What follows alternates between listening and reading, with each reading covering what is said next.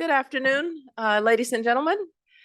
Thank you very, very much for joining us here at the Hoover Institution for a very special unveiling, if you will, of the Stanford Emerging Technology Review. This is a campus-wide effort. Oh, by the way, I'm Condoleezza Rice. I'm the director of the Hoover Institution. Sorry, this wasn't in the witness protection program there, just I want to make sure you know.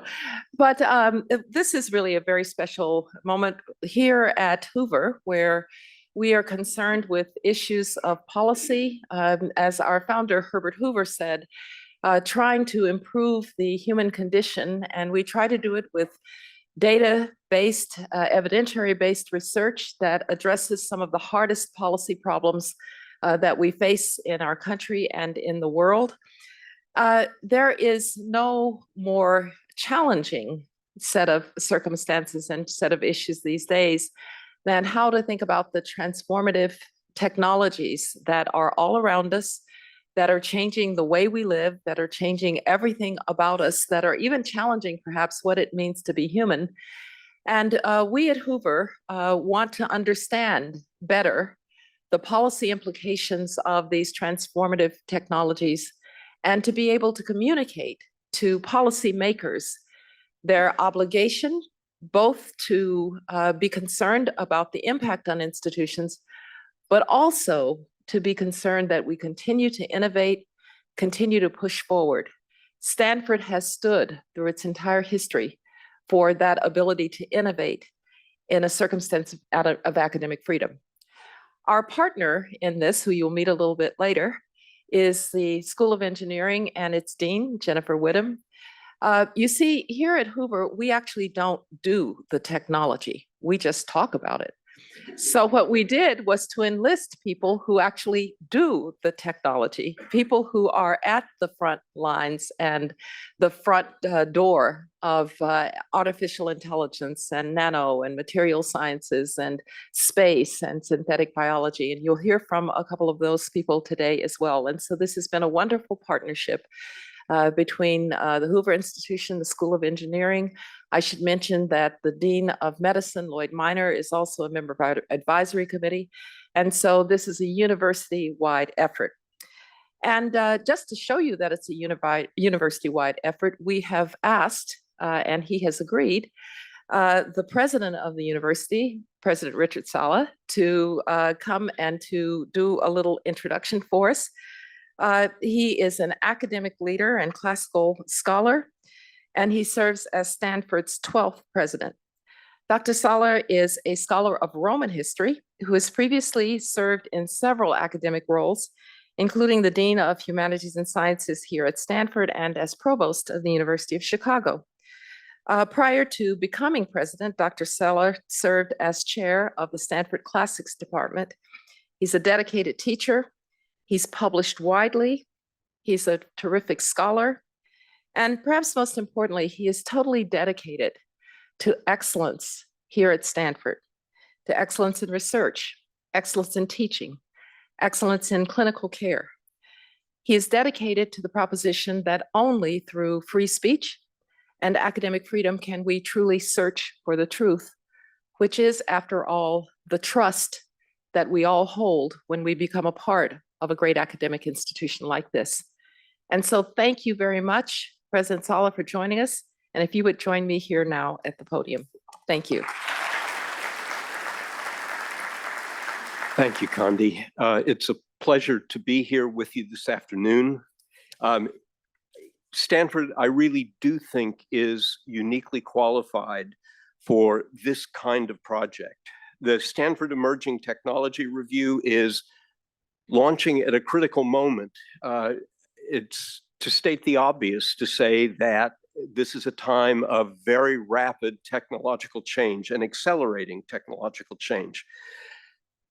When I arrived at Stanford 16 years ago, a cover of Stanford magazine said, "Innovate incessantly." And I thought at the time a better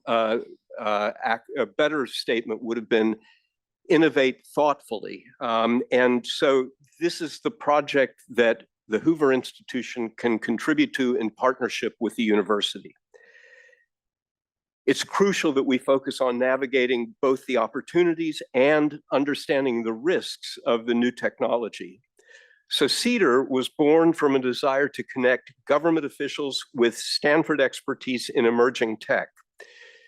The development of effective tech policy requires a multidisciplinary approach.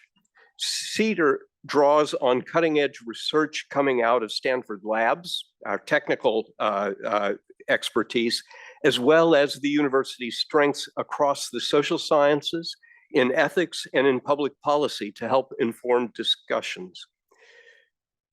CEDAR represents a remarkable collaboration across the university. In addition to the Hoover Institution, 5 of the 7 schools at Stanford are represented in CEDAR, and 11 of 15 independent institutes are also represented. This multidisciplinary approach reflects both Stanford's tradition of technological innovation from our home in the heart of Silicon Valley, as well as our long history of public service. Stanford's tradition of government service dates back to the earliest days of the university. Stanford faculty and alumni have served on the Supreme Court, in Congress, and have led executive branch agencies. They've been ambassadors, cabinet members, and world leaders working on issues from financial crises to geopolitics, from climate change to global diseases. I see this project as another entry in that tradition. And in fact, 2 former cabinet members are involved in CEDAR. Condoleezza Rice, former Secretary of State, and Stephen Chu, former Secretary of Energy. So this is a project that is uniquely suited to being held at Hoover and Stanford University. And with that, I will turn it over now to Professor Amy Zegart, the Morris Arnold and Nona Jean Cox Senior Fellow at Hoover, and co-chair of CEDAR, and Dean Jennifer Widom of the Engineering School.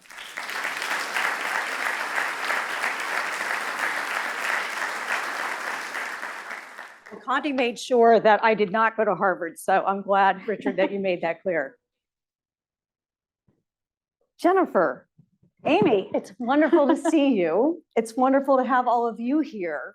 What I thought we would do is start at the beginning and the aha moment that led to the launch of the Emerging Tech Review. So you know this story well, but for the rest of us, Senator Mark Warner, one of the leading tech experts in the Senate, and to be sure, there aren't many, but he is one, came to Stanford. And he said, I want to know what you're thinking and doing in emerging technology. And we got our forces together and put together a day for him. And it was amazing. And it was nowhere near enough. And we realized we needed to do more. And you gave 2 things that were crucial in your early championing and leadership of this effort: your time and food. So share with everyone why you decided to lead this effort and talk a little bit about the box lunch approach that you initiated. Sure. So the time and the food, and one more thing, our amazing faculty. And that was really what it was about. So Amy approached me and said, are engineering faculty at all interested in policy, for example, or impact on society? And I said, absolutely. And you suggested that maybe they'd like to get together with people who make that their living, essentially, on the other side of campus. And so I just invited select faculty that I knew had a particular interest in the impact of their work, the policy implications of the work. They were doing work that can be confusing and almost scary sometimes, and they want people to understand it. So I invited, we had 2 lunches, I believe, with about a dozen faculty each. And it was just a great dialogue to hear from these engineering faculty who are usually very heads down, worrying about their labs and their research, to open up and talk about the broader implications of the work and how they could help others understand those implications, because they felt that it was important to bring that understanding to policymakers. So in the social science world, we hear a lot about emerging technology. What in your mind is different about the Stanford Emerging Technology Review? So the review itself, I think, is fairly unique in its focus on academia, its focus on harnessing the knowledge that we have here at Stanford in these areas. We have been at the forefront of many of the emerging technologies that are in the review, and these are technologies that are really critical at this moment in time, and some of them really scary at this moment in time. And Stanford has a long history of working in emerging technologies, so it seemed like a natural fit if we want to bring these technologies to policymakers to tap our faculty who are working in these areas. And I do want to say our faculty have been very receptive, and I think that's really quite important. Starting with the food and time, they were quite receptive to talking with others, with bringing their knowledge to others, and with also not just themselves, but they brought in their graduate students, their postdocs. They brought their whole ecosystem into this project, and I think that's really made a big difference. So we talked a little bit before we came out, 75 different faculty have in one way or another participated in this effort, 20 postdocs, more than a dozen undergraduates. So let me ask you about academia. So we hear a lot, particularly in the past few weeks, about AI and public-private partnerships. But there's also this role of academia. What is the unique role that academia plays in the innovation ecosystem? And what are the unique challenges that you see from your vantage point as Dean of Engineering? Well, so the unique role, I think the most important aspect of the academic innovation is that it's not market driven. It's curiosity driven. So our faculty work on problems that they think are interesting, are challenging, are important, and they're not driven by a need to make a profit, which work in industry is. They are also generally impartial, so it's not like a news report that our faculty are bringing to the technology review. Their impartial explanations of the technology, where it is now and where it's going in the future. So that's the academic perspective, and always has been. Some of the challenges of academia can be when you do want to bridge to that market. Sometimes that can be challenging. In AI in particular, there's a need for massive amounts of computation that companies have that we don't have. And that's something that we're discussing a lot, about how we are going to innovate maybe differently from where the companies are going.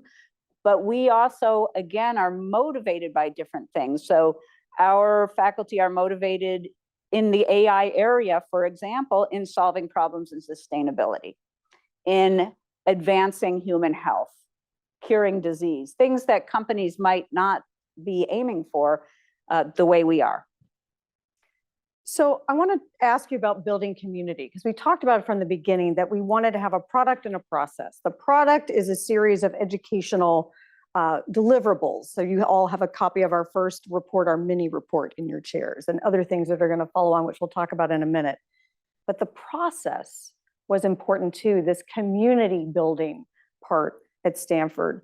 And so how do you see this initiative facilitating that research and education mission in that community building, not just between engineering and Hoover, but within the School of Engineering and other parts of campus? Right. So we have a long history of collaboration, and collaboration is what has led to most of the innovations, I would say. It's woven in the fabric of Stanford for a long, long time. And I feel that this project has catalyzed new kinds of collaborations that we haven't had before. It's the objective of bringing our technology, our innovation to policymakers who may not have the chance to, say, learn about it in layman's terms. It has been different for people in a good way. So our faculty, you'll hear from some of them, have learned how to talk to other people around the engineering school and around campus in new ways that I think are very appreciated by them. The ability to bring what they're working on to others who want to hear about it and want to understand it, but aren't in the lab, for example. As you know, one of the things we heard from former senior government officials on our advisory board was you can't just produce a report. You need to have an educational campaign. One report does not a campaign make. So talk a little bit about what's next, what you see in the future, and what excites you. Well, so I'm on the technology side of this project, and so I'm going to turn a little bit of this back over to you. What excites me on the technology side is that this is a snapshot moment in time. So we picked 10 technologies. You can see the list. They're obviously extremely important at this moment in time. They are moving very fast. They are having a big influence in working on world problems. I mentioned sustainability, for example, and human health and technology access and others. So I'm very excited that we picked these 10, and I'm very excited to see what the next 10 will be. So for me, that part of it is going to be a continued story about what is happening with these technologies, as well as what other technologies are going to roll in over time that we are going to feel are equally important to educate policymakers about. Now, in terms of delivering a report and then saying that's not a campaign, I'll turn that over a little bit to you, Amy, to talk about what we do. We were on a Zoom call with our advisory committee, who I think you were quoting there. That was very eye-opening to me. I have to be honest, I don't really know that well how Washington works, and I learned quite a few things in that call about the fact that you can't just write what I would think was an amazing paper about a topic or an amazing summary and just give it to your congressman, and they're going to sit down at night and read the whole thing and come back with questions. So I learned that we have to have a multifaceted approach if we're really going to achieve our goal, which is to bring these knowledge of these technologies and this understanding to government and to policymakers. So I'll turn it over to you to talk about how we can do that most effectively and what my part is on the sort of technology side of things. Well, I think we're taking a lesson from the engineering side of campus, and we're going to rapidly prototype, learn, fail, and iterate from there. The first step is taking the show on the road, right, to Washington. So rather than expecting Washington always to come here, we're going to go to Washington and do some briefings. And then the question is, what's the right way to deliver this fabulous expertise from our faculty to policymakers in a way that they can hear it and use it in a continuous fashion? So we're going to be experimenting with a number of new things, whether it's podcasts or Ask the Professor. We're thinking about a science and policy seminar series. We're not yet at the policy by tweet approach to explaining technology, but we're excited that we're going to try a bunch of new things in the year to come. So I want to end by asking you about, you've had this amazing career in computer science and electrical engineering, chair of the department, dean of engineering. You see a broad array of emerging technologies. You talked a little bit about what excites you, but as you look over the horizon, what is most exhilarating to you about emerging technology, and what most worries you? Sure. Okay. Let me start with the exhilarating. You'll all think I'm going to say AI. That is certainly the topic of the day. For me, one of the things I got most excited about when I became the dean of the School of Engineering is learning about the breadth of engineering as a field and how impactful areas I knew nothing about were. I'll take materials science. Materials science, making new nanomaterials, that's key to energy, that's key to the future of the planet. I didn't really know about that, and I got pretty excited when I learned about that. Another area I didn't know a lot about, biotechnology, synthetic biology, all kinds of truly amazing discoveries being made in biology and how they're being put to use to improve us, all of us, our human health. So I'm very excited about what's going on in computer science, what's going on in AI, but maybe most excited about the breadth of what's going on across all of the engineering fields and how each of those can have a really substantial impact on the problems that are facing the world today. Now, in terms of what I'm concerned about, Certainly my biggest concern is about misuse of the technology and people using it for purposes that I think most of us, everyone in this room would agree are not productive for society. I'd love to hear what you're most concerned about as well, if we have a moment. I'm most concerned about us, about our society and the division in our society. I think technology can do remarkable things, but the risks of technology are misused by a society that doesn't believe in truth, that doesn't listen, that isn't united in common values. And the values underpin everything, both domestically and our inspirational power in the world. So it's not a technological worry I have, it's a human worry that I have. Right, well, that makes sense. So we are, just to give you a preview of coming attractions, we're going to get a little taste of the breadth of emerging technology in 3 lightning round talks that we're about to hear from key players in the Stanford Emerging Technology Review. First, we're going to hear from Professor Allison Okamura, who's going to talk about robotics. Then we'll hear from Professor Zhenan Bao, who's going to talk about material science. And then we'll hear from Dr. Herb Lin, the editor of the Emerging Tech Review, who's going to talk about cross-cutting themes. But please join me in thanking Dean Jennifer Widom.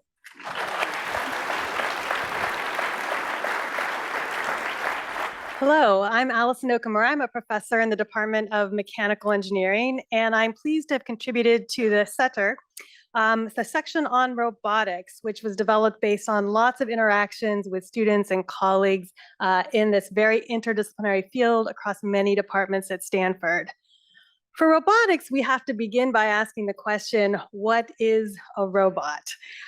For me, a robot is a human-made physical entity that has ways of sensing and acting on the world around it. This technology is using some physics. So there's a nature of physicality that goes beyond just artificial intelligence, in that robots have the ability to create physical effects on the worlds around them. This can make them life-saving, and it can also make them dangerous. Robots today are used primarily for tasks that we call the 3 Ds, dirty, dull, and dangerous tasks. This includes things like manufacturing lines, which are dull, things that are dangerous, like disaster assistance, and other ones like military services, security, and transportation. Robots can be autonomous, that is, they can operate on their own, or they can be directly controlled by human operators. Humans really excel at working in unstructured, even chaotic environments, whereas autonomous robots, at least today, work best in very structured, controlled environments like manufacturing lines. So to give an idea of where we are and where we can go, let's look at the field of medical robotics, how robots affect human healthcare. Each year, thousands of surgical procedures are done with surgical robots. Most of them are actually robots developed right here in Silicon Valley. These robots that are used today are not autonomous. Rather, they're teleoperated. A surgeon sits at a console and manipulates what amounts to some fancy joysticks, and this controls a robot that has very small arms and hands that can actually be inside the patient's body to do the procedure in a much less invasive way than if the surgeon had to put their whole hands inside. And surprisingly, this doesn't just help the patient, it also helps the surgeon. Whereas the patient can have a smaller incision and benefit from more decreased chance of infection and a faster procedure, the surgeon also sits comfortably at a console that's very ergonomic rather than bending their back over the patient. So these types of technologies can help people on both sides of the equation, the providers and the receivers. And over the past decade, with these types of teleoperated robots, robot designers and the medical teams have kind of learned how to work together, how to integrate these robots into the operating room and balance the physical capabilities with the robot with the intelligence of humans. And the goal, of course, being to optimize patient care over a wide variety of procedures. But it's interesting that if you go into even one of these robotically based operating rooms, we'll see that the operating room doesn't really look that different from how it might have looked a few decades ago before robots were introduced. But now, because there are breakthroughs in machine learning and artificial intelligence, robots can have a more transformational impact on human health and healthcare. And there's really a need for this. We have increasing human length of life and associated diseases that affect older adults. For example, in April of this year, the White House issued an executive order on increasing access to high quality care and supporting caregivers. And of course, this is in response to the current growing social and economic crisis in meeting the needs of older adults. The growing number of older adults who need assistance, combined with a severe workforce shortage of people who can assist them, is creating really high costs associated with elder care and really contributing not only in the US, but worldwide. Some recent analyses show that we expect to have around 85 billion people by 2050 who are age 65 and older. And as the ages grow even older, we're going to have more and more needs for assistance of personal care in the home. And we just don't have the workforce to support this care. So researchers at Stanford and elsewhere are developing assistive robotics that can provide help in the home, hopefully delaying transition to, say, skilled nursing facilities and the such, so that people can age in place, live more independent lives, and overall improve their health. Now, a one-to-one person-to-robot ratio just isn't going to be feasible the way it's used in surgery today if robots are going to have these types of impacts. And so we're going to need to go towards more autonomy and benefit from recent developments in AI technology while also considering safety so that we, or at least Americans, are starting to be more willing to accept such technologies. So as robots increasingly enter our lives, we're going to need to balance the accessibility of robot technology with these needs. And that equation is starting to work out in the favor of robots. For example, robots need sensors in order to perceive the world around them. And the costs of things like cameras are coming way down as these component technologies get integrated into cell phones and other common platforms. Robot bodies are also now lighter and cheaper as designs are enabled by new materials, some of which I'm sure Zhenan Bao will talk about in a minute, and structures. And some of these are even soft, physically creating safety. But it won't always be easy. We have supply chain issues that are some of the most important near-term infrastructure challenges in robotics. The robotics field relies on integration of so many different types of foundational technologies. And this means that progress in this field is heavily reliant on global supply chains for parts such as chips and materials.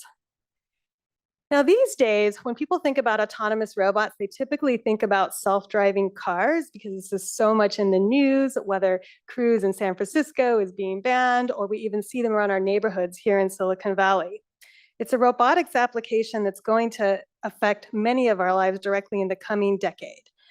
But many of the autonomous procedures are going to be even more difficult because there are no rules of the road for helping someone in their home in the same way as robots on the road. So we have high expectations, higher than what we have for other people. And we should, because robots are going to transform many of our lives through elimination, modification, or creation of jobs and functions. All of the challenges that come with these changes are going to have to be worth it. And when we see how robots affect our lives, we're going to have to accept them being in our physical space, understanding their safety, understanding how they will change our work. And we'll have to understand how the benefits from these robotic technologies will balance out the challenges that we face. Thank you very much.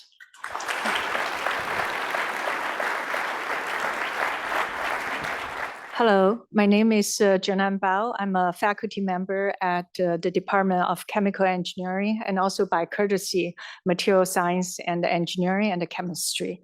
It's my pleasure to be here and also to be part of this very exciting team to work on the inaugural review. Here, I want to give you a highlight on the material science section.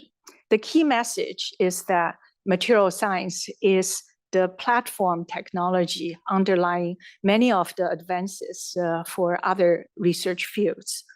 And materials are essentially everywhere, from things you can see, you can touch, to very, very tiny atoms and molecules that are a million times or even smaller than the diameter of human hairs.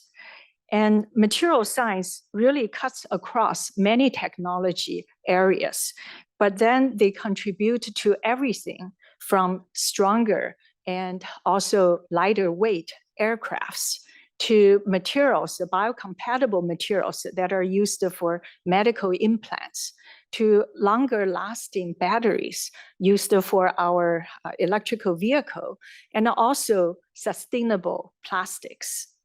The goal of material science is really to understand how structure is going to impact the properties and functions, and also how manufacturing and the processing will impact structure and as a result, the performance.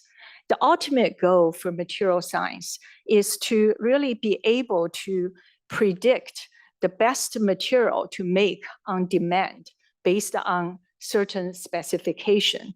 So hopefully AI will enable us to do that someday. Therefore, broadly speaking, material science is really about understanding the synthesis, characterization of materials, the manufacturing of materials, and also computation modeling to predict materials. Here, I want to highlight some important applications that are generated by the discovery of new materials and properties. For example, new generations of wearable electronics made of skin-like materials is enabling us to be able to continuously monitor stress level of a person or glucose level of a person, and also allow wound healing with less scar formation or less inflammation. Advanced manufacturing, such as 3D printing, is allowing the manufacturing of football helmet or bicycle helmet liners to make them safer, to protect the user, and also produce personal protection equipment during the COVID pandemic. Nanotechnology is a very active research field. It's a subfield of material science. The reason it's very interesting to a lot of researchers is because when materials are scaled down from the bulk material to tiny, tiny structures that are less than 10,000 times the diameter of human hair, their properties become dependent on the size of the structure. For example, quantum dots is the subject of Nobel Prize of Chemistry this year, was announced just over a month ago. And they are basically semiconductor spheres that are a few nanometers in size. But depending on the size, the color emission is very different. If it's 1 nanometer, it's blue in color. If it's 3 nanometer, only 3 times difference, or 2 nanometers difference, it becomes red in color. Quantum dots made TV brighter and more colorful. You may have seen QD TV in the appliance store. And they also make solar cells to be more efficient and make cancer detection to be more sensitive. And other applications for nanomaterials include, for example, the molecular nanoassemblies allowed COVID vaccine to become stabilized and be able to get delivered for human. There are 2-dimensional semiconductors. These are atomically layer thin sheets of semiconductor. They are being researched to make the next generation integrated circuits and semiconductor chips to be even faster than today. Finally, there are a lot of advances being made in nanocatalyst that can be used to convert sunlight electricity into and taking carbon dioxide from the environment and convert into valuable chemical fuel or other useful chemicals.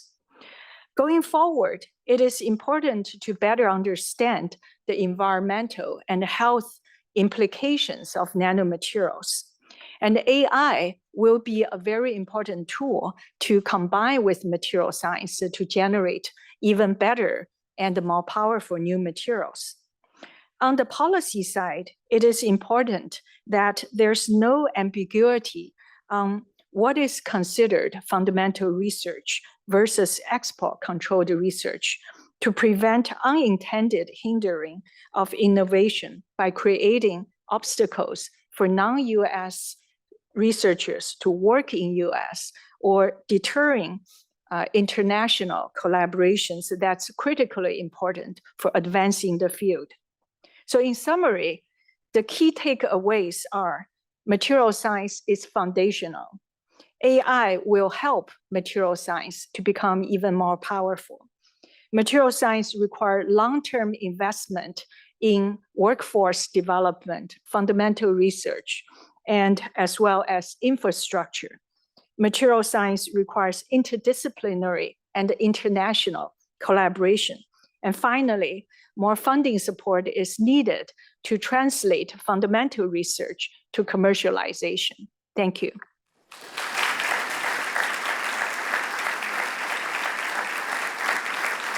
Thanks. I'm Herbert Lin. I'm the director of CEDAR and also the editor. My job is to talk about what we learned after looking at 10 different fields, important fields of technology. I think you'd acknowledge that all 10 fields are important. But what was surprising, what could be surprising, is understanding how they're all interconnected. And that, for example, advances in one field also often lead to advances in others.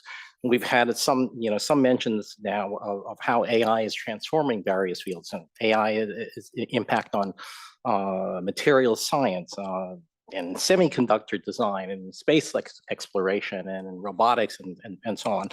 And so you might think that AI is the fundamental technology that underlies everything else. Well, it's certainly one fundamental technology, no question about it, but material science is too. Okay, as one of the things that we just heard is, everything is atoms. You're all made of atoms, and you're sitting on atoms right now. So material science will give us better batteries and more advanced robots and better energy storage and so on, different kinds of concrete and so on. Better energy technologies give us better robots and spacecraft and so on. But we also sometimes see that the fields that are helped also return the favor. So, for example, better chips, better semiconductors have enabled advances in AI. Okay, material science will help to develop better semiconductor materials, which will lead to better chips, which we hope will lead to better AI, and so on. There are these interesting feedback loops between the technologies. So, there is no one fundamental technology, most fundamental technology. Technologies often build on each other. So that was one of the interesting things that came out of it. The second interesting aspect was what we call the democratization of advanced technologies. It used to be, in many years ago, the United States had a lot of control and leadership over new technologies, government funding, expertise. We were number one. Those technologies now are spreading globally, not just to other countries, both including allies, by the way, and partners, not just adversaries. But in other words, it's not just a China problem. There's lots of scientific talent in other nations and so on, and the expertise to implement many of these technologies is kind of diffusing downwards. In many fields like synthetic biology and robotics, what used to take a PhD to do, now you can do in high school labs, this is this kind of democratization over sort of horizontally and vertically creates a complex policy environment. Decentralized technology, decentralized talent means there's no longer a way to get a handle on it, and in any one way.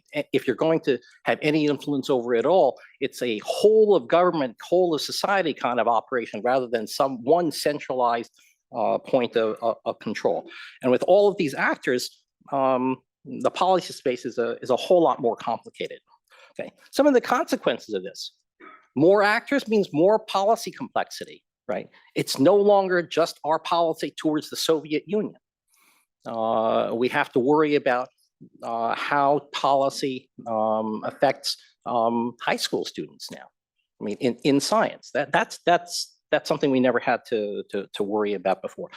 And with these other actors, state and non-state actors, they find ways of challenging our interests in ways that they didn't before.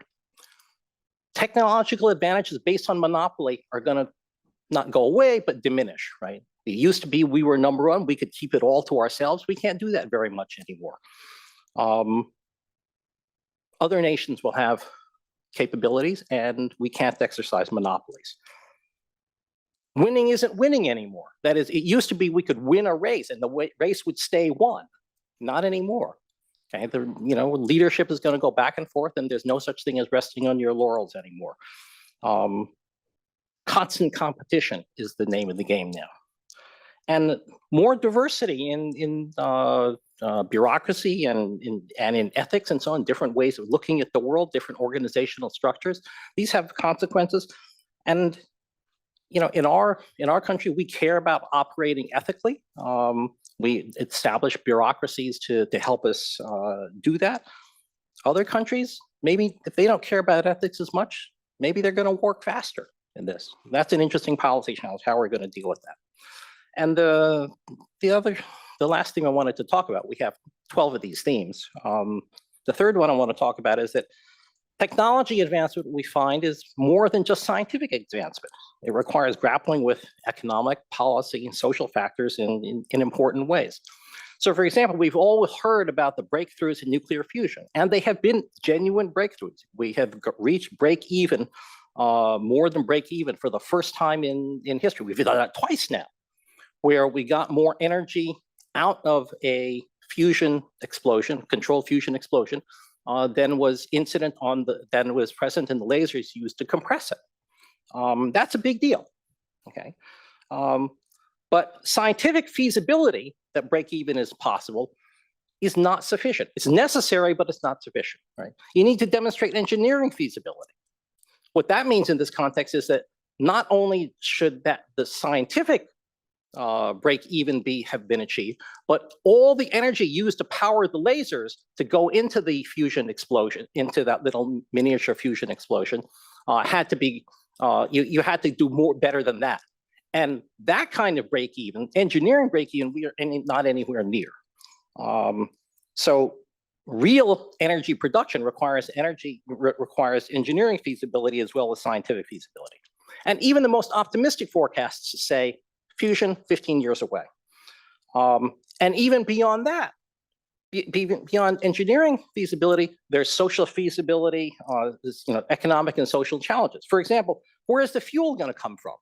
Turns out that the fuel you need for nuclear fusion, you have to produce in nuclear reactors or accelerators. That's going to be hard. Are we going to produce lots of nuclear reactors to produce fusion reactors? It's going to be interesting. So the summary there is that tech advancement requires more than just scientific breakthroughs. And we can't just look at just the science. We have to look at the entire engineering and social and economic and political complex surrounding technology for it to succeed. And with that, I will turn it over to Condoleezza Rice and Marc Andreessen, who will come out and join me now. Thank you.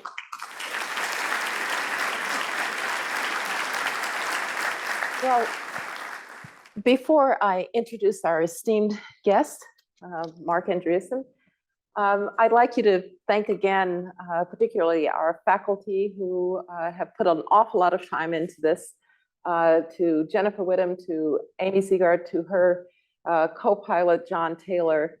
I'd just like us to thank everybody who did so much to make this possible. So thank you. Hello, Marc. Hello.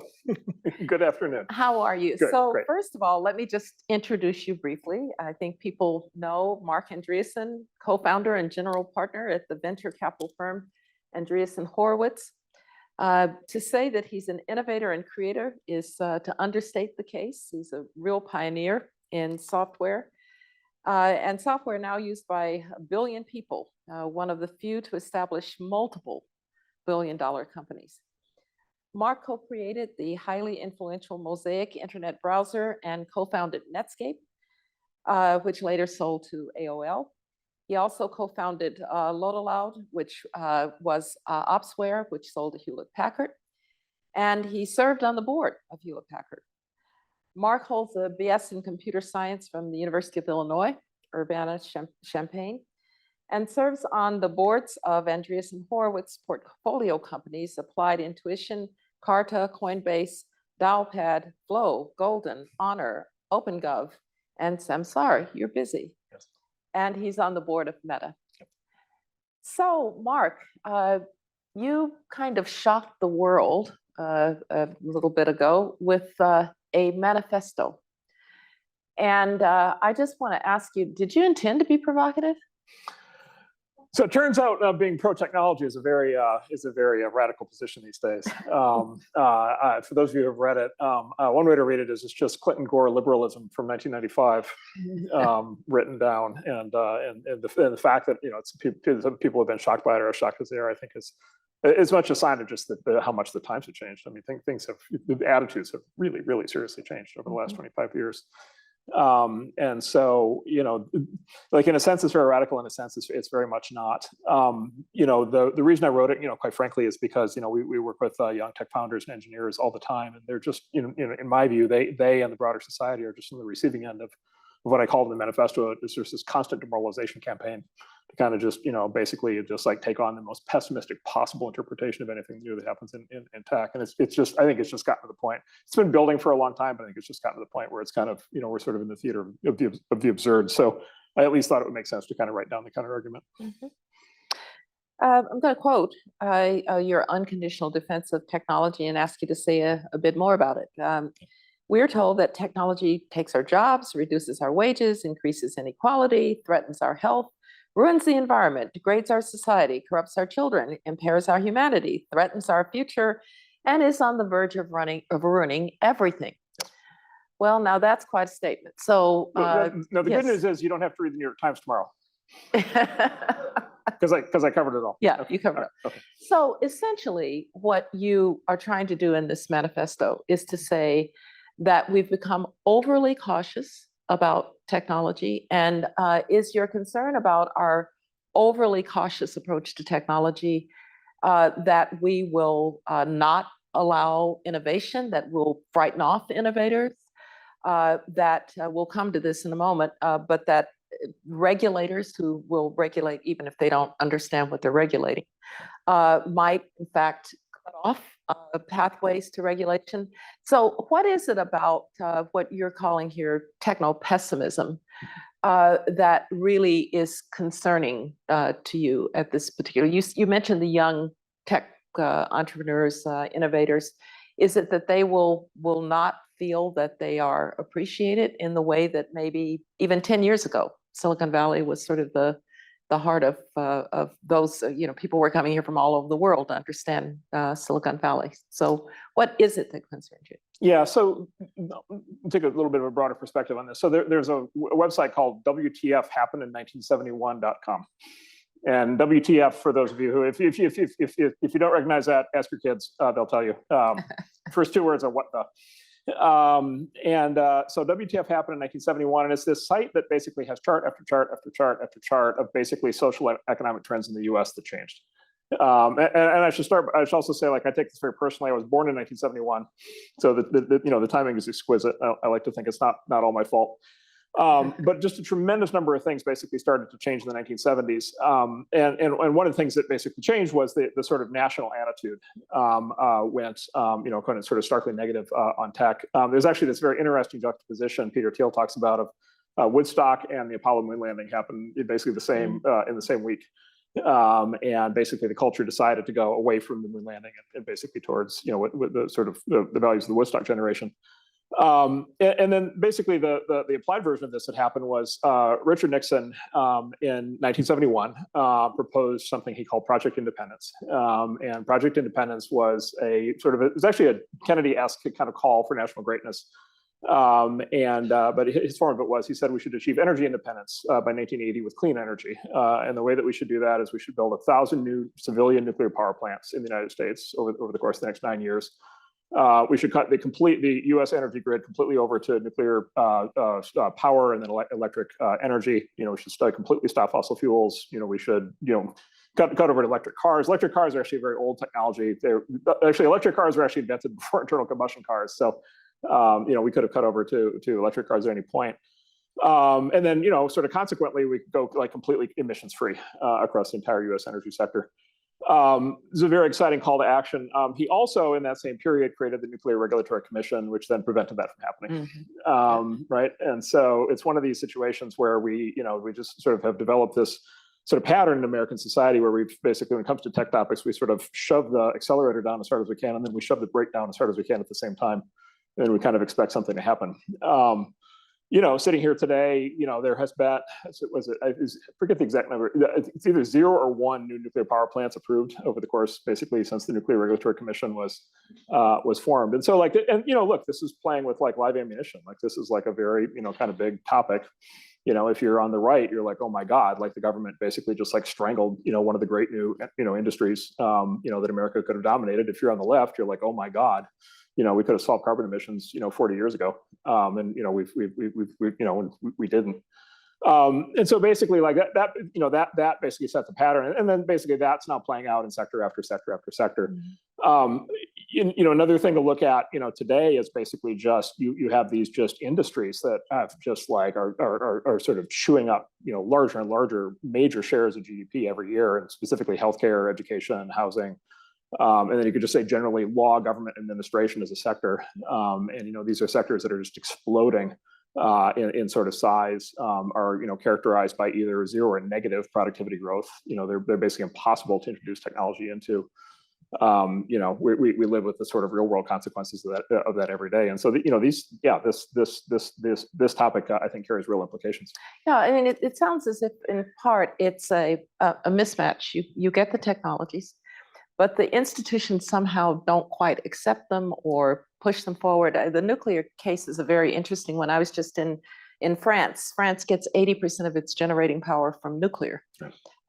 And just next door, Germany has shut down nuclear. And so one of the things that we're trying to do through CEDAR is to be concerned about how policy has an effect. So the nuclear regulatory is a really interesting example. We will return to that. Let me go to it's one of the hot topics. One more thing on nuclear. Yeah. So Germany, so mentioned, Germany just shut down the nukes. Of course, like a way to interpret basically everything happening around Ukraine is basically it's a European energy war, like in a lot of ways, and that basically Europe has been subsidizing the Russian military machine through the purchase of Russian oil and gas for all these years.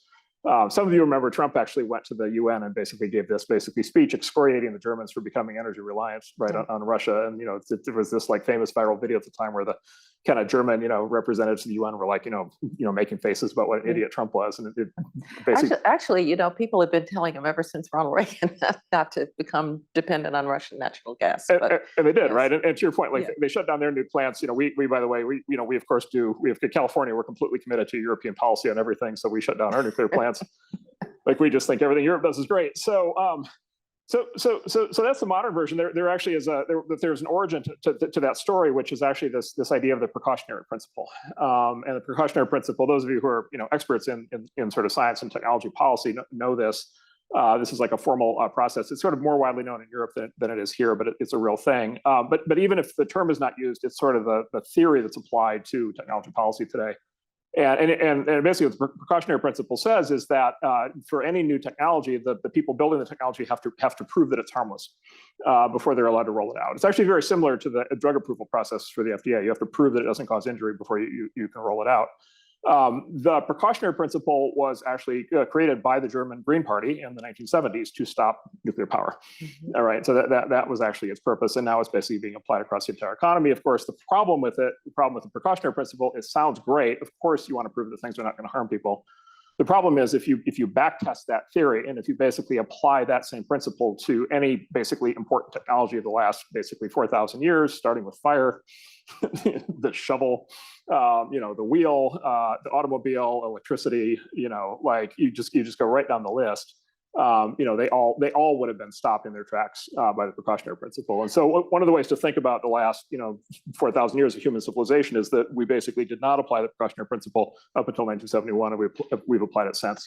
So if you don't apply a precautionary principle, however, is there any responsibility of the technology entrepreneur, of the technology, let me not use the word entrepreneur, the technologist? Is there any responsibility to think about the implications of your technology? We're going to talk about artificial intelligence in a minute. I was at a dinner recently on artificial intelligence, and somebody asked me, will it become a weapon of war? And I had to say, look, every technology has become a weapon of war. When you think about nuclear, when we learned to split the atom, we were able to turn on the lights for civil nuclear. We were able to do medical isotopes. We also built the bomb. Right. So inherent in any technology, there is the potential for it to be used to these purposes. So do we just wait and see what happens? Or how would you think about that as a technologist? Yeah, so this is a really fundamental question that's gotten sort of deeply embedded in human culture for a very long time. I always cite the sort of myth of Prometheus that the Greeks, kind of encoded into our culture, which is basically this idea that Prometheus was the god who brought fire down to man. And for doing that, he was chained to a rock by Zeus and has his liver pecked out by an angry bird every day. It gets regenerated overnight, and then it goes through. I'm sure Richard, our classicist, knows that story. Our president knows that story. Yes. And so this idea basically of technology, again, starting with fire, this idea of technology as a double-edged sword is obviously very fundamental. There's a more recent, kind of version of this, the Frankenstein myth, more, and then, in our time, it's the Terminator or Skynet, kind of thing. So look, this is like a very fundamental thing. I think it's, obviously it's certainly true that technologies are double-edged swords. Like I think they basically any sort of effective technology ends up, having sort of negative uses. You get into these very interesting questions about like gunpowder, right? For example, which is like, how do you score gunpowder after all this time, right? Was it basically all the death that it caused, or was it basically the establishment of the nation state and the ability to, provide, for defense and law enforcement and social order? We've had this conversation before actually about nuclear weapons. Did nuclear weapons actually were they actually destructive, or on net, did they actually prevent World War III? So you get into these very fundamental questions. These are real questions. But then the very next question you have to ask is, are the technologists who invent the technology actually the ones who should be answering these questions? Like the fact that you invent the computer, right, or the radio, or whatever, or the AI, or the nuclear bomb, does that give you basically special privileges in our society to be able to answer those questions? Everybody saw the movie Oppenheimer. One of the things that the movie did a really good job of, one is it wrestled with this question a lot, but it did a really good job of basically showing how politically crazy a lot of the atomic scientists were of that time. And a lot of them were like actual communists. And a lot of them, it turns out, were a large number of them were actually Soviet spies, right? And they actually the first Russian nuclear atomic bomb was, as they say, wire for wire compatible with the U.S. Nagasaki bomb, and it's because you had these kind of crazed Antifa, basically nuclear scientists, handing everything over to the Russians. And then, by the way, you also had, a similar level of extremeness on the other side. You had John von Neumann, who was on the right, who was not in the movie, but he was critical to developing the bomb. Was one of the great geniuses of the century, and he actually advocated in 1945 a nuclear first strike against the Soviet Union. And his line was, if you tell me we should bomb tomorrow, I say, why not today? If you tell me we should bomb at 5 o'clock, I say, why not 2 o'clock? Okay, so crazy communist Oppenheimer, crazy right-winger von Neumann, right? How about we not listen to either of those guys, right? I don't think these, I put it this way, I don't think it'll shock anybody here to say, look, when people cloister themselves away in an ivory tower for their lives working on some, technical formula, they might not emerge with totally sensible politics. I know that might be a crazy concept. And so I think these, I guess maybe wrap it up by saying, these questions are too important to be left to the technologists. These are very, very fundamental questions that have to be dealt with at a societal level. They have to be dealt with, kind of very deeply at a philosophical level. They have to be developed at a political level. And one of the things you see happening right now is we have these quote unquote experts. Well, we saw it during COVID. Every virologist all of a sudden was was sort of a public health expert, getting involved in all kinds of societal engineering. And I just think that the fundamental assumption there is just deeply wrong. Yeah, I want to come back to that because, again, pointing to what we're trying to do here is to marry these two worlds in some ways. But let me talk for a minute, artificial intelligence. You had a quote, "We believe artificial intelligence is our alchemy." our philosopher's stone. We are literally making sand think. Yes. When I read that, I thought, is that a good thing that sand thinks? So why don't you talk a little bit about why artificial intelligence is special in this way? Yeah, so, well, okay, so special. Oh, let's start by saying why it's good. We could see if it's special. So why is it good? So look, basically, like all of human civilization, everything we're surrounded by is sort of the application of intelligence, right? And so our ability to build a building like this, our ability to turn the lights on, and our ability to, have the discussions we're having, like it's all based on human intelligence. Look, we have used prosthetics, for as long as we've been able to develop technology to try to augment our intelligence, and we, for spoken language, and then written language, and then mathematics, and then computers. Right, and many other technologies, we're all constantly trying to kind of find ways to use tools to kind of make us smarter, or at least leverage the intelligence that we have in kind of more interesting ways. And then look, the holy grail for computer science for the last 80 years, actually all the way back to literally 1941, 1942, the holy grail has always been, okay, computers are hyper literal, right? And they're really good at like math calculations at like super high speed, but they famously fall down when you expect them to interact with the real world, when you expect them to interact with people, when you expect them to do natural language, anything, or sort of understand concepts or anything. And so there's been this 80-year research project, including, by the way, many decades here at Stanford, to actually try to get computers to think at least a little bit more like people do. And basically, it turns out that research program was correct. And by the way, that comes as a huge surprise, because that was an 80-year research project that actually had many false starts. There were many crashes and wipeouts along the way. When I came to Silicon Valley in '93, like it was like a deep AI winter where like nobody believed in these ideas, and it was basically a dead field. And it turns out it was right. And then what it presents is the opportunity to basically leverage human intelligence in all the ways in which we think that we have problems that we need to solve.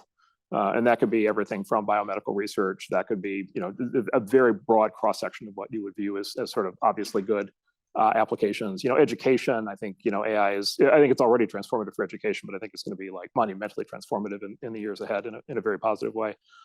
But look, at the same time, it is also absolutely correct. It is a weapon of war. AI is actually already a weapon of war. Both the U.S. Department of Defense and the Chinese military have declared, even pre all this recent stuff, as far back as the mid 2010s, they both the U.S. and China had declared that AI and autonomy and perception were basically automated weapons were the future of both of those militaries.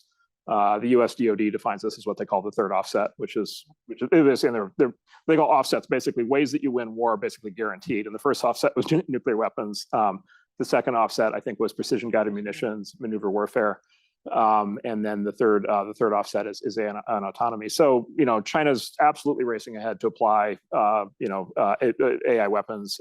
There's very active DoD programs and defense contractors and new startups pursuing that. There is the opportunity to apply those new AI warfare technologies in ways that I think are very beneficial, and we could talk about that. But at the same time, exactly your point, we are entering a world in which there will need to be a new set of military doctrines, and those will need to be thought about very carefully. Well, let me have you be the optimist for a moment on AI. So what does excite you over the horizon about what it might be able to do? Yeah, I'll just give you a micro example. So we have a company called Shield AI, and it's co-founded by twin brothers. One of them is a chip engineer from Qualcomm, and the other is a Navy SEAL. And so it turns out they're the perfect founding team for this kind of thing. And they have developed a drone that will, for small unit operations, that will clear buildings. Right. And so like what happens when we were active in, Mosul or, Ramadi or Fallujah, or all these places, or, literally what's happening like right now in Israel, literally right now in Israel, like right in real time, they're going into the hospital. And so what the Army, Marine, Special Forces have to do in a lot of, any sort of urban, situation these days, counterinsurgency thing, they have to go kick indoors. They go kick indoors, they go inside, they clear the room. The American Sniper had a lot of this, if you want to see the fictional version of it. And they go into the guns drawn. They don't know who the bad guys are. They don't know who has a weapon. They don't know who has a bomb, grenade. They're going, room to room. There's tremendous risk to the soldiers who are involved. There's also tremendous risk to the civilians, the innocents that are in there. And there's lots of accidents that take place. And so now there's this drone, this drone from Shield AI, and it's a little backpack drone. And basically, you still need the person to kick the door, but once you kick the door, you sail the drone inside, and the drone autonomously goes room to room, maps the house or the building, and has a military sensor package on it. and relays all this to the operators outside on their phones in real time, and has like infrared, so it basically is able to spot everybody in the thing. It's able to map the whole thing in 3D. It's able to spot everybody in it. It's able to give you video, and it's able to classify friend info. Right. And so by the time the person actually goes, by the time the soldier actually goes in, you actually, if there's a bad guy with an AK-47 in the closet, you actually already know that, and you know it's not this person, it's that person. Yeah. And so there's the opportunity here, right? I mean, anybody who's, at least what I've always heard from people who've been in conflict situations is, the good news of human judgment is presumably humans, care about life, or at least, or at least some do. The bad news is, lack of information, judgment, adrenaline, people getting, kind of rattled under pressure, high tension situations.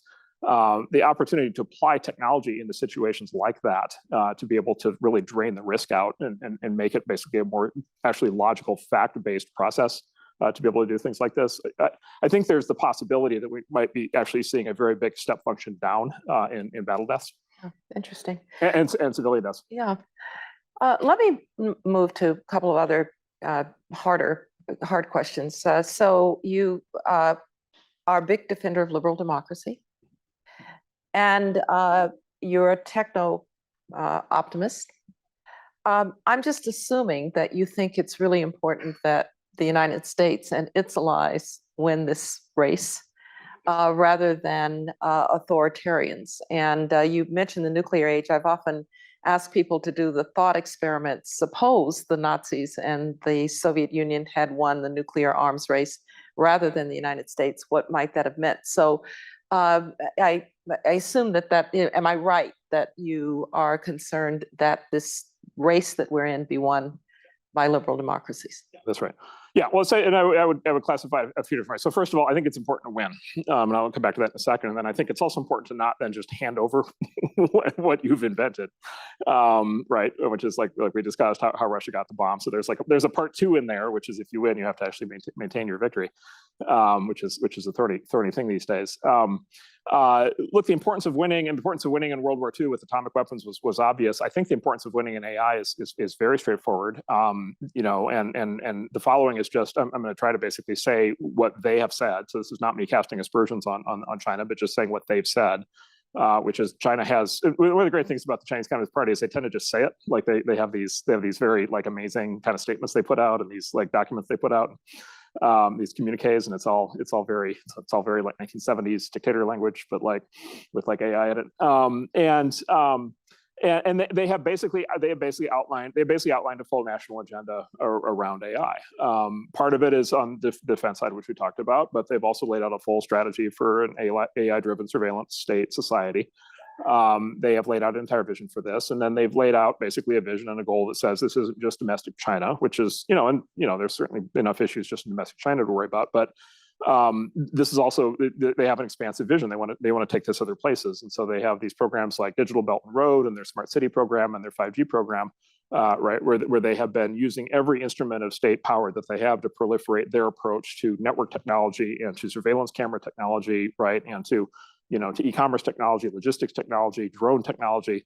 They've spent the last 15 years deploying that out into as many countries as they can. There have been big fights. Actually, the U.S. has had big ongoing fights. Even major European countries have been, adopting a lot of this stuff. And so the next shoe that's happening, it's dropping right now, is they're out with their AI strategy, and they're going to go to all these same countries, and they're going to say, look, do you want the American quote freedom quote democratic kind of model of AI for your country, or do you want the Chinese state model? And boy, I'm sure you tell your people you want the open and free one, but wouldn't it be nice to be able to track all your citizens in real time? And wouldn't it be nice to know that political troubles get brewing before it actually hits the streets? And aren't you actually kind of jealous that we have the Great Firewall? And don't you kind of wish you'd have a great firewall of your own? And so they're basically going to replay what they've been doing in these other sectors in AI. And there's a big, basically the future of, I think, geopolitics, democracy, and human rights, hang in the balance. Yeah. So we've touched on a lot of kind of big policy themes indirectly here, but you made a statement earlier on. You said these are big societal, political issues that cannot just be left to the technologist.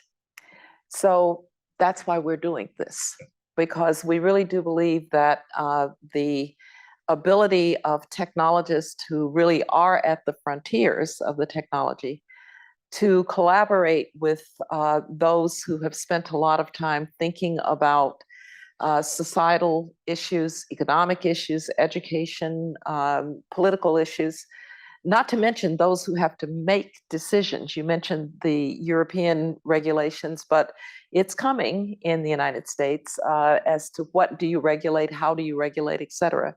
So the educational and collaborative process between technologists and those who worry about these institutions, what would you want them to know? How would you want them to think about it?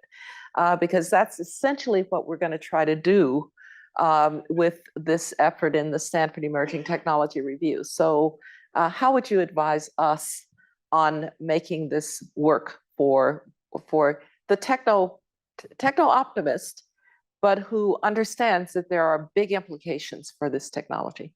Yeah, so I think the big thing I say is just like, look, these are really complicated, multidimensional questions, right? And even just in the conversation we just had, we've touched on science, technology, sociology. You know, you very rapidly get into psychology, finance, geopolitics, security, geopolitics, right? Political science. And so these are very complicated, multidimensional things. I think the big thing is this is a time, and these are the topics where ivory towers are going to be very dangerous. And when we start by saying one ivory tower is the tech industry, and you know, this is a criticism leveled against the tech industry from the outside very routinely, which is you guys are in this, you know, ivory bubble. You know, you're in this kind of, you know, this universe of your own in Silicon Valley. You don't kind of understand what's happening in the rest of the world. I think there's a lot of truth to that. And so I think you asked like what responsibility do technologists have. I think one responsibility is, even if technologists should not be allowed to make these decisions, we should at least try to learn as much as we can about how this all actually works as it plays out over time. You know, a second dangerous ivory tower is basically just, you know, literally sit in a room and think. And, you know, there's a few people in history who have been good at sitting in a room and thinking. Most people have done much better when they've gone out and talked to a lot of people and really tried to learn things. You know, one of the great virtues of Stanford and Silicon Valley always has been, you know, the world's best technology companies and technologists are, you know, within 20 miles of where we're sitting. So I think there's a great opportunity here to, you know, to really have the minds of Stanford intersect maybe even more with the people actually building this stuff going forward. And then look, there's a third ivory tower, and it's Washington, D.C., and it's sort of the policy, you know, world. And it is 3,000 miles away. And, you know, sometimes it feels like it's maybe on another planet. And, you know, I go out to DC a lot, and I'm the alien, you know, invasive species. And they're kind of staring at me like, you know, what is this guy, you know, smoking? And then, you know, they come out here, and it's, you know, sort of vice versa. You know, we've been in various forums where folks come out here, and they're a little bit, you know, there's a lot of long pauses in the conversation. And so, and look, like I just tell you, there are not that many people in DC who deeply understand these issues. There's not a lot of technical expertise out there. You know, I view that, again, as technologists, we have a real responsibility to go try to explain things out there, and we also have a responsibility to listen. And I think to the extent that you guys can continue doing what you've been doing or do more of it to kind of bring the two coasts together and the Silicon Valley DC world together, I think is very valuable. Now, I've been saying they've learned how to spell AI in Washington. I'm not really sure they still understand what it is. And so if we can do our part in bringing those two worlds together, it will be something that I think Stanford is, if not uniquely, qualified to do and capable of doing pretty close to uniquely. And so thank you very much for being a part of our inaugural launch of the Stanford Emerging Technology Review. Thank you for everything that you've done to bring technology to the fore, to make this place. You've been a part of this place for a long time, this Silicon Valley community, and your impact on what we've been able to learn, know, create, innovate is really quite remarkable. And so thank you for that very much, and come back anytime. Please join me in thanking Marc Andreessen.